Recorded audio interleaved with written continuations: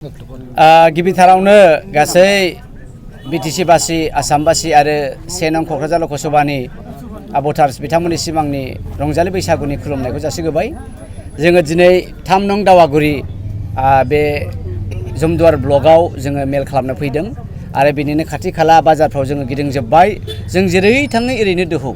गुरलाब मानसिफ्रा जोंजों गिदिंफादों आरो दिनैबो जोंहा 250नि बारा जयनिं जाबाय बे ओनसोलावहाय। दा बेखायनो मोनसे दोहौआ फैबाय जे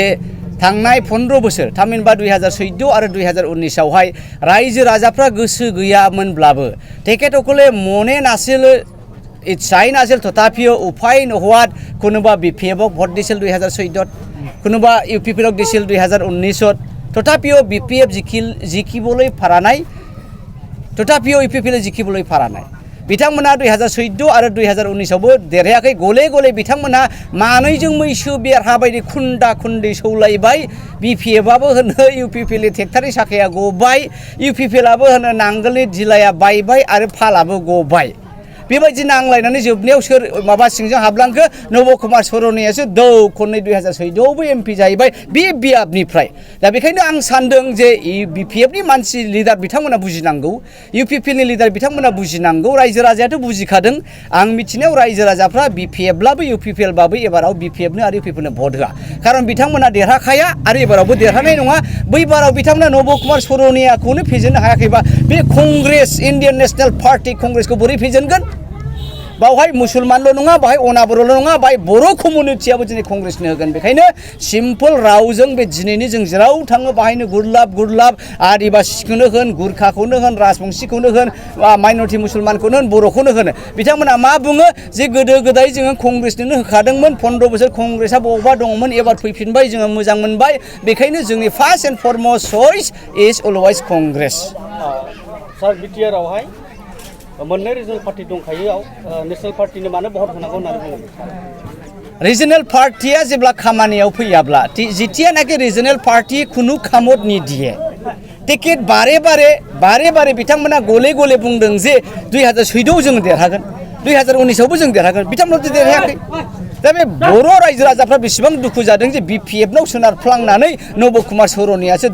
बारग'लांबाय इउपिपिएलनाव सोनारफ्लांनानै नब कुमार सर'नियासो खननै गले बारग'लांबाय। दा बेखायनो रायजो राजाहा जेबो माबा बिपिएफआ जेबो मोन्थाय गैलिया इउपिपिएलआबो जेबो मोन्थाय गैलिया आनसलिक दल होनानै कंग्रेसआ तरुण गगৈ देबा बिथांमोननो चान्स आरो सुबिदा होदोंमोन नाथाय बिथांमोना खननैबो फेल जादों। बे एसटि रिजार्भ समष्टियावबो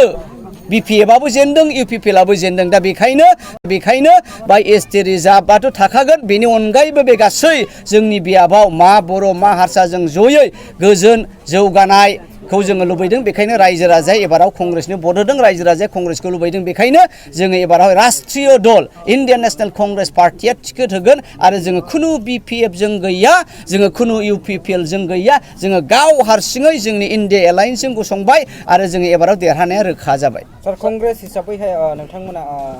क'क्राझार 1 नं क'क्राझार बियाबावहाय बेसेबां भट लानानै देरहागोन होननानै सानो? एबारनि भटआ खोब क्लियार बर'फ्रा 5,18,000आवहाय 4 लाख बा 4.5 लाख फल जागोन बिनि 2 लाखखौ कंग्रेसआ मोनगोन। मैयाहाय मन्त्रि अक्टागुरा ब्रह्मआ बुंदों 1 लाखनि बारा मोना होननानै। आं होननि जोङो 2 लाख भटखौ बर'फोरनि भटखौ जोङो मोनगोन। बेनिफ्राय मुसलमान माइनरिटिया 3 लाख दङ बे 3 लाखआव 2 लाखखौ कंग्रेसआ मोनगोन 4 लाख जाखाबाय। बेनिफ्राय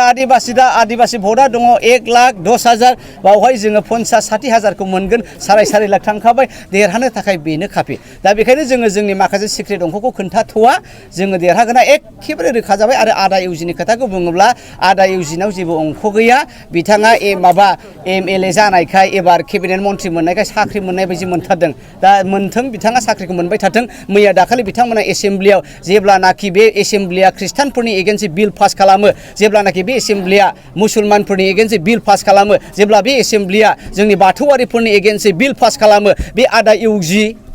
बे आदा माबा आजिरन बे फंबाय लरेन्स बे फंबाय जयन्त मोना बबाव थैनानै थाया बबाव थेन्थ'नानै थाया मैया दाखालि लायनो बाहाय बाजुगाव फैदोंलायनो दुगा दुगा होनदोंलायनो गुरु मांसथा किय आमा खाबलै দিয়া নাই আৰু গুরু বাজাতো কিয় বন্ধ কৰিছা তুমি তুমি না এইটো কৰিছে প্ৰমোদ বড়ো তেতিয়া বোলে প্ৰমোদটো একোই বোলে মাত মাথা নাই তেতিয়া বোলে লৰেন্স ডাঙৰীয়া কৈ বোলে আমিনো চাৰিজন এমএলএ আছে আমাৰ বিৰুদ্ধে যদি কিবা আইন পাছ কৰে আমি আন্দোলন কৰিম আৰে গাধা ক'ত আন্দোলন কৰিবা তুমি যেতিয়া এফসু আছিল তুমি আন্দোলন কৰিব এতিয়া তুমি এমএলএ তোমাৰ সরকারত আছে নিজৰ সরকাৰৰ এগেইনস্ট আন্দোলন কৰা নাকি दा बेखायनो बिसिनाव जेबो लजिक गैया आवनायबाय देरहाया इउपिपिएलआबो देरहाया बिपिएफआबो देरहाया आं खावलायनो लुबैदों बिपिएफनि आंनि बिदा फंबाय भटार्सफोरखौ इउपिपिएलनि आंनि बिदा फंबाय भटार्सफोरखौ नोंथांमोनहा बे एमपिखौ गोदाव सोराव सानलाबायनो नाङा नोंथांमोना सानै देरहाब्लाबो उदालगुरि आरो क'क्राझार देरहायबाबो दिल्लीयाव सरकार बानाया कंग्रेस एलायेन्सआसो बानायगोन दा बेखायनो बे गोदाव सोराव गोब्रामलाबायबा जाया बिटिसिआव बोलो हो बिटिसिआव बोलो हो जों नोंथांमोनखौ एसे लानानै कंग्रेसआ जोंहा बिटिसिआवबो सिफ जागोन आरो कंग्रेसआनो सालायगोन एबार जौगानाय आरो जोंनि लाइमोनफोरा साख्रि बाख्रि आरो जोंनि ओनसोलाव कल कारखानाखौ जोङो लाबोजोबगोन जोङो आबाद फोथाराव जोङो इरिगेसननि बेबस्था खालामगोन आरो जोंनि मानसिफ्रा बे हालामनि मानसिफ्रा आसामावबो 28 नाम्बार गरिबसिन रायजो जोङो कंग्रेसआ बेखौहाय भारतनि सबसे उन्नत रायजो खालामगोन केरेलानि नेक्स्ट नङाबा केरेलानि सिगाङाव बिटिआराव मोननै पलिटिकेल हान्जा बिपिएफ आरो